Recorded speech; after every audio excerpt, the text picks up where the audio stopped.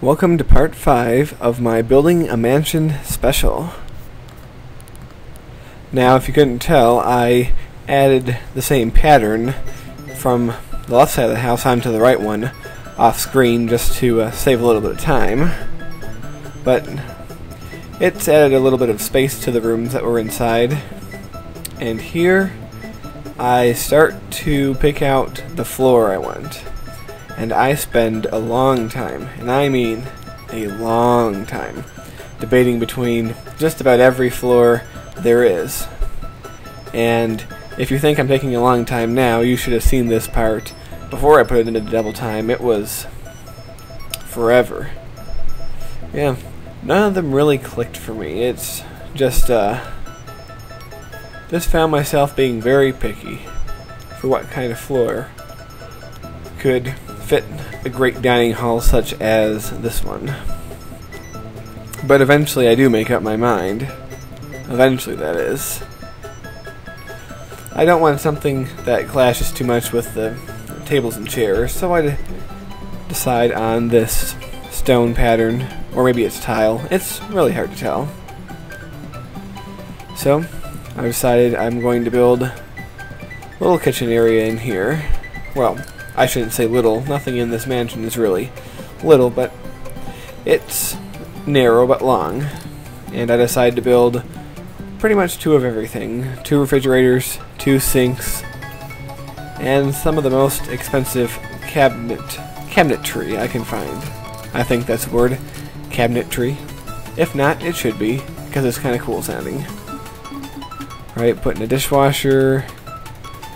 Wait a minute, I just realized I put in all the wrong kinds of counter. I put in the ones that weren't meant for a kitchen, so I just have to delete all these guys and put all these guys in. Alright. Putting a couple dishwashers. Putting a couple trash compactors. Alright. And a couple sinks. And there we go. Kitchen area in less than a minute. Yeah, and now time to build some archways from the kitchen into the dining room. I don't see any reason why there needs to actually be doors. So let's put some archways, some simple ones for, well, relatively simple ones. They're still kind of expensive, but that's alright. Alright. Now I'll build myself the 2 bathrooms here. Even though, strictly speaking, there would be no need to have a shower in bathrooms adjacent to the dining hall, I thought it would be a nice touch to add anyway, because remember, I'm going for functionality as well as aesthetic here. Alright, so I'm going to copy this floor and put it in here for the entrance hall.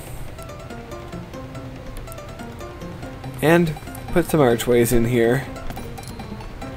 First floor is going to be nice and inviting with nice archways leading between all the rooms. It's a wonderful thing. Alright, so we're going to flick on over to the party room. And we're gonna... I debate again between about choosing floors. And I want something a little different, something a little wacky. I try some traditional ones, I try some funky ones. Some are really jarring to the eyes, and I decide, oh, what the heck, let's go with this blue pattern one. Let's just be really out there and do it. So then I start debating what I want in the party room. And when I really think about it, there doesn't need to be that much stuff in here. I mean, after all, it's mainly for socializing and dancing, so all you really need is a bar and a stereo system. So, put a bar in here first. Naturally the most expensive, because we're going for an expensive taste to this house. Yeah, don't really need those things. They're for specific parties, and if we do have a party for some for him. We will bring out the buffet tables and everything, but there's no need to really place them now.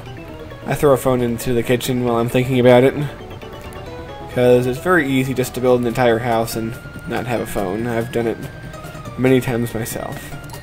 And it's good to have a door right here leading out from the party area to the pool, because it's very logical. And there's a stereo system. I might put more in there later, but for now, that's really all. Oh yeah, hot tub. I know there's a hot tub outside, but you know what? You can never have too many hot tubs. That's what I say. Alright. Now we have that together. Come up here to the second floor and start to think about what we want to do with all this room. And I decide, well, I really want the recreation area to be on the second floor. So, the primary recreation area that is, so we'll start putting things here. Put a stereo there, a nice couch. And you know what? Why not have 2 TVs and 2 couches? So people can be watching 2 entirely different things. In real life, of course, the noise interference would be obnoxious, but in the sim world they never seem to notice, so that's okay.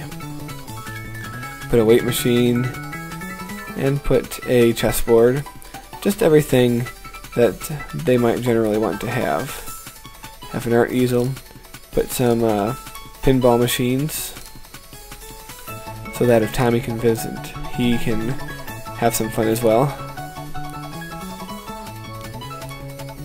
Alright, what else do we want in here? Probably a piano. Yep, got that.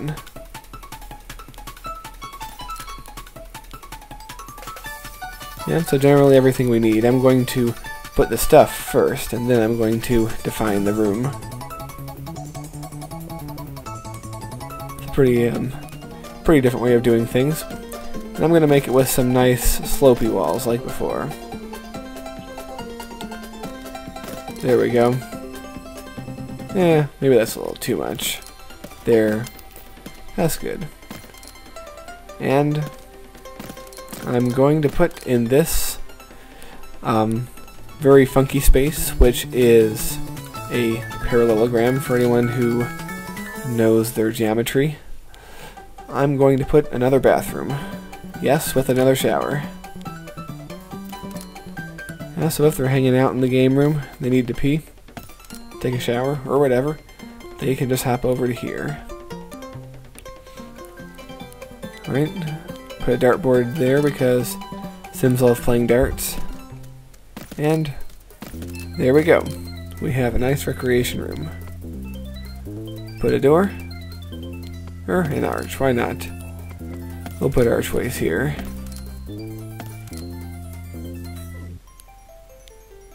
Don't really want to put more than one door into the bathroom because people will cut through otherwise.